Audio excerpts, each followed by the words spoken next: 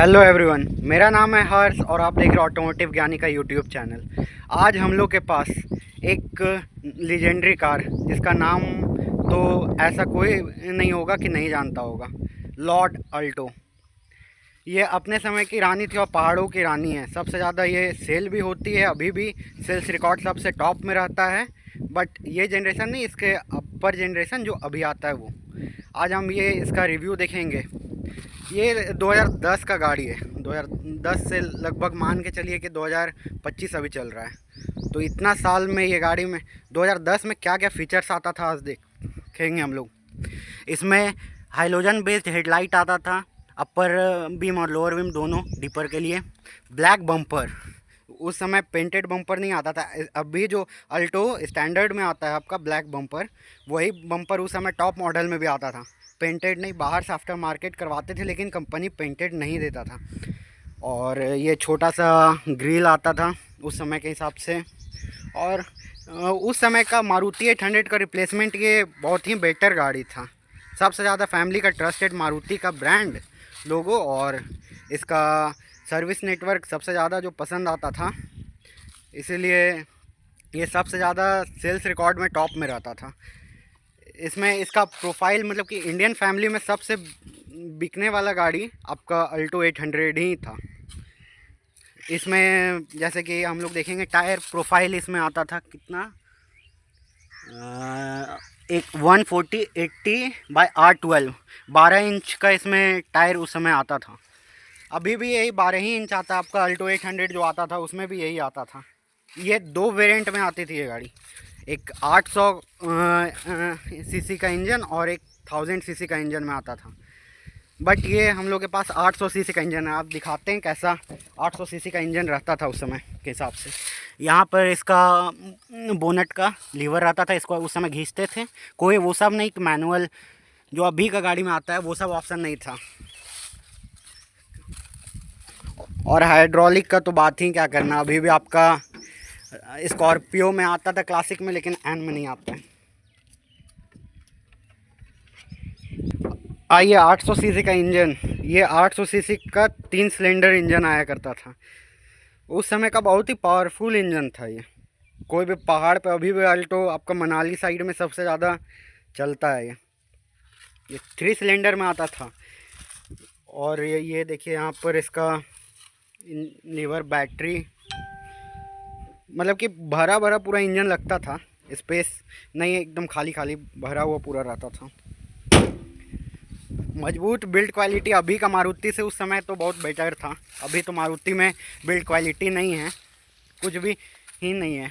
और पीछे से अगर हम देखें तो पीछे में इसमें ये लुक सबका फेवरेट है, बैक लुक इसका।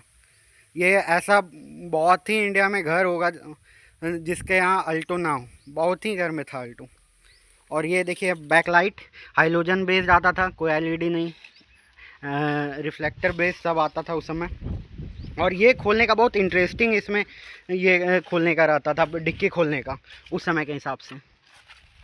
ये देखिए यहाँ खोलेंगे अगर तो इसमें पहले ये अल्टो में, इससे पहले जो अल्टो आता था तो उसमें ऐसा था, ये घुमाने पे यहाँ दबाइएगा तो ये उठता था। लेकिन इसमें थोड़ा 10 में चेंज किया मारुति और इस टाइप का दिया था।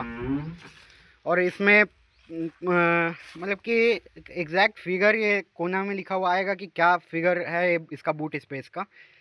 लेकिन बहुत ही मतलब कि एक मिडिल क्लास फैमिली और मतलब कि एक एंट्री लेवल कार अगर देखा जाए तो उसके लिए इसमें सफिशिएंट बूट स्पेस था उस समय के हिसाब से। और वो 60-40 का स्प्लिट का कोई ऑप्शन नहीं था। ये देखिए 2 हिंज था इसमें, दोनों तरफ खींचिए तो ये पूरा कंप्लीटली बेड टाइप का ये डाउन हो जाता था पूरा। चलिए अब अंदर से इंटीरियर में देखेंगे क्या क्या इसमें मिलता था उस समय के हिसाब से, 2010 के हिसाब से। बिल्ड क्वालिटी तो भाई बहुत बढ़िया है इसका। अभी भी सीट अपने हिसाब से एडजस्ट कर लेंगे। ये व्यू रहता था उस समय। ये व्यू इंडियन का अभी भी फेवरेट है। उस समय इसमें आता था, देखिए ये सिंपल सा कोई स्पीडोमीटर आता था, साथ में ये किनारे में साइड्स में ये सब सिग्नल आता था। आपका यहाँ फ्यूल मीटर आता था और यहाँ आपका कितना टोटल चला हुआ वो आता था। और इससे हम लोग ट्रिप ए ट्रिप बी देख सकते हैं इससे कि क्या रहता था। और छोटा सा ग्लव बॉक्स थार का कंपेयर में अभी आता है जितना थार में वो आता था। एसी मिल जाता था उस समय के हिसाब से। मारुति 800 में एसी नहीं आता था, ये अपग्रेड किया तो इसमें एसी आने लगा था। और डोर में अगर हम बात करें तो डोर में ये खींचने का, ये पुल करने का, और ये legendary lock system up and down. लेकिन इस समय मतलब कि मैनुअल सेंटर लॉकिंग आता था, एक डोर लॉक करिएगा तो 4 लॉक हो जाता है। और इसमें पावर विंडो की जगह ये घुमाने वाला सिस्टम जो अभी भी आपको मारुति के बेस मॉडल कार्स में आपको दिखेगा। और ये आपका म्यूज़िक सिस्टम सिंगल डिन आपका ये आता था, कंपनी फिटेड भी आता था, लेकिन ये मॉडल में नहीं आता था, ये आफ्टर मार्केट लगाया गया है। और यहाँ टिकट होल्डर नहीं आता था। ज़्यादा नहीं कर सकते उस समय के हिसाब से, अगर देखा जाए 2010 का मॉडल है ये। 2010 से में इतना फीचर मारुति देता था तो कम नहीं है उस समय के हिसाब से। अभी ना वो सब आपका वो touch infotainment system, 5 seater comfortable गाड़ी था, पीछे में भी 2 और एक बच्चा आराम से बैठ सकते थे। पीछे में भी वही शिफ्ट करने वाला घुमाने वाला सिस्टम था। और अभी भी ये चलने में एकदम मजबूत है, कोई दिक्कत नहीं इंजन में। वो तो ओनरशिप रिव्यू देखिएगा इसके बाद वाला में तो आपको समझ आएगा। इसमें 5 गियर आता था फ्रंट और 1 रिवर्स आता है। और 2 कप होल्डर यहाँ देता था मारुति, और सामने में फ़ोन वगैरह रख सकते हैं, इतना स्पेस था। और ये सिंगल हैंड ब्रेक और एक जितना चाहिए एक मेरे को वो सब फैसिलिटी इसमें मिल जाता था वो सब। ये थोड़ा सा पीछे ज़्यादा था, अपने हिसाब से हम एडजस्ट कर लेते हैं। ठीक, अब पीछे देखें कितना स्पेस आता था उस समय के हिसाब से। पीछे था अगर देखें अपने हिसाब से 1 2 सफिशिएंट है भाई, और क्या चाहिए, इतना काफ़ी है। मेरा हाइट 5.5 है और इसके में इतना स्पेस है कि आराम से हम यहाँ से 100-200 किलोमीटर तो ट्रैवल कर ही सकते हैं इसमें आराम से, कोई बिना स्टॉप का। स्पेस पीछे पैसेंजर के लिए भी बढ़िया स्पेस मिलता था उस समय के हिसाब से। और ये आपका व्यू है आगे का। बेसिकली ये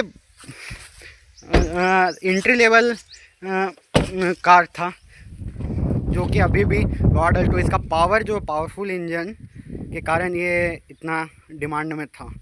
और मारुति का नाम था तो और ऑप्शन का कोई बात ही नहीं है। तो कैसा लगा मेरा वीडियो, आपको लाइक करें, कमेंट करें और सब्सक्राइब करें हमारे चैनल को।